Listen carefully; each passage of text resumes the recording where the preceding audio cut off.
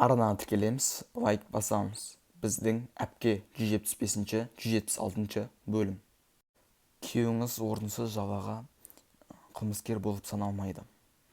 Сіз ештеңені уайымдамаңыз. Шешеміз.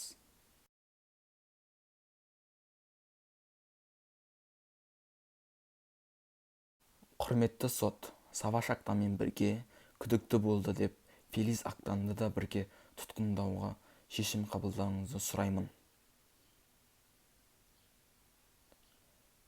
Фелис? Мырзалар, мыналар не? Қандай мәселе болса да асықпай шешейік.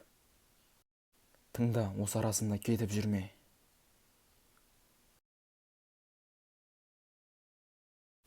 Біздің әпке 175-ші, 176-ші бөлімнің соңы.